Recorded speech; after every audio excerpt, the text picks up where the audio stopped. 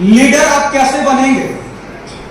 जब सारा का सारा खेल अगर लीडरशिप का ही है तो बात तो इसमें होनी चाहिए ना कि आखिर लीडर हम बने कैसे। तो लीडर कैसे बनेंगे, क्या जानना चाहते हैं आप लोग? चलिए मैं आप लोगों को बताना चाहता हूं। देखिए क्या लिखा है, आपकी नेतृत्व गुणवत्ता का सीधा संबंध आपकी सफलता से है। क्या लिखा है, इसको थोड़ा जोर से पढ़िए आप लोग। आपकी नेतृत्व गुणवत्ता का सीधा संबंध आपकी, मतलब आप ऐसा कहिए कि आपका जो सफलता है, आपकी जो सक्सेस है ना, वो डायरेक्टली प्रोपोर्शनल है किसका? आपकी लीडरशिप क्वालिटी की। आप एक बड़ा लीडर तभी बनेंगे जब आपकी सफलता बड़े लेवल पे होगी। आप मुझे एक बात बताइए, ये आदमी पहले सक्सेसफुल होता है कि पहले लीडर बनता है? बताइए, पहले लीडर बनता है। कितने लोगों को लग रहा है पहले लीडर बनता है? बताइए।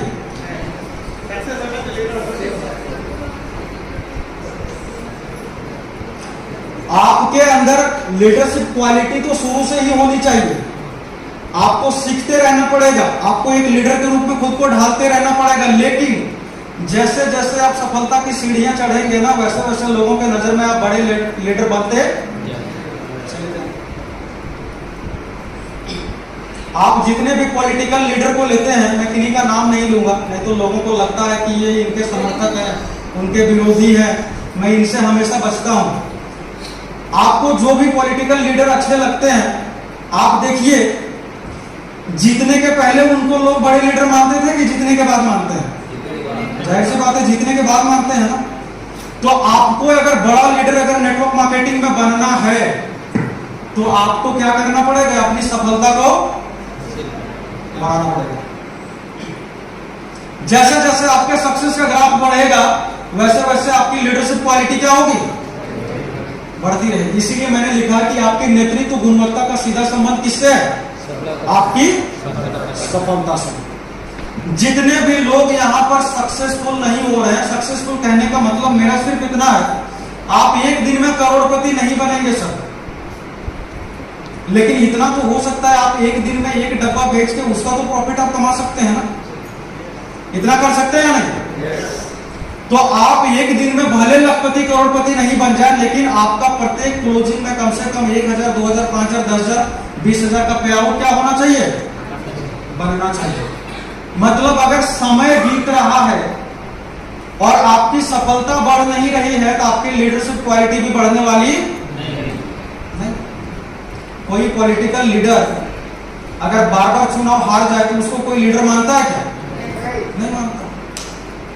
आप एक बार हारेंगे तो दोबारा क्या बोलेगा? ठीक है होता है, अगली बार तुम्हारा ही चांस है। दूसरा बार फिर हार जाएंगे तो बोलेगा कोई बात नहीं है। एक बार दो बार सीखने में लगता है, तीसरी बार भी हार जाएंगे, चौथे बार चुनाव में जाएंगे बोलेगा यार इसको वोट देकर ना बर्बाद मत करो। बोलेगा या नहीं? ये हकीकत है या नहीं? तो अगर आप बार बार अगर आप जीवन में अगर आप हारते रहेंगे, फेल होते रहेंगे, कभी भी आपको कोई भी ऐसे लीडर स्वीकार नहीं करेगा। आप अगर लोगों के बीच में अगर आप ऐसे लीडर अगर आप स्थापित होना चाहते हैं तो आपको अपनी क्वालिटी के दम पे आपको क्या करना पड़ेगा? जीतना पड़ेगा। मैं ये नहीं कहता कि आप एक बार मैदान में उतरे और आप जीत गए, लेकिन आप बार बार हार भी तो नहीं सकते हैं।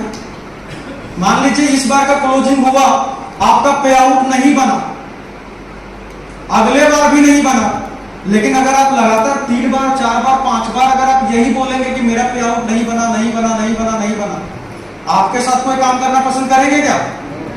कोई नहीं करेगा। अगर आपको बड़े लीडर के रूप में अगर आपको नेटवर्क मार्केटिंग में खुद को स्थापित करना है तो प्रत्येक क्लोजिंग में आपको कुछ ना कुछ बिलिंग करना ही पड़ेगा। आप लोगों को अपना कुछ ना कुछ पे आउट बनाना ही पड़ेगा। क्या मैं समझा पा रहा हूं? समझ में आ रहा है?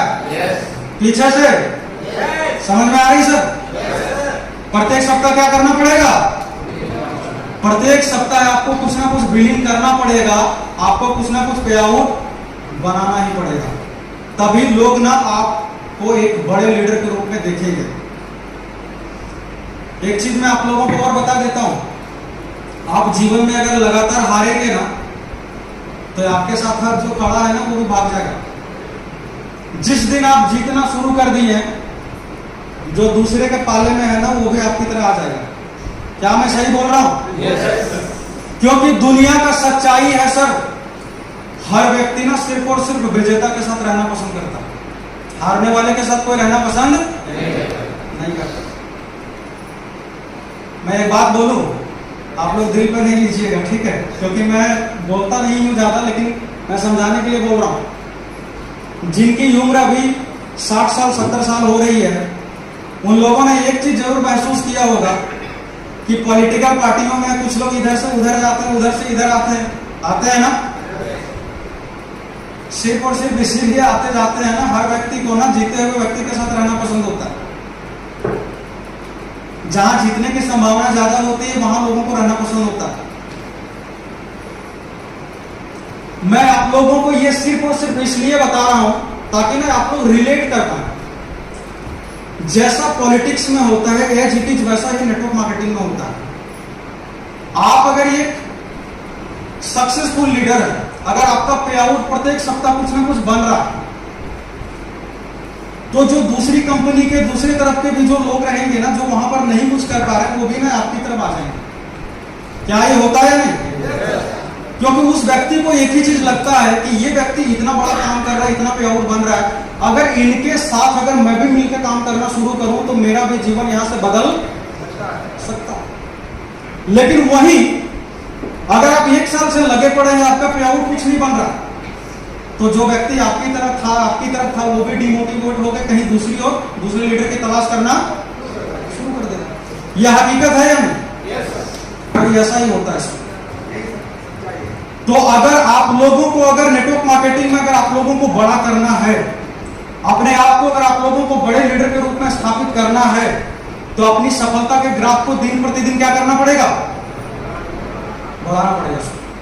बिना सफलता के ग्राफ को बढ़ाए हुए आप अपनी लीडरशिप की क्वालिटी को बढ़ा नहीं सकते। तो क्या हम लोग रेगुलर बेसिस पे प्रत्येक क्लोजिंग में अपना कुछ ना कुछ पे आउट बनाने के ऊपर फोकस करेंगे?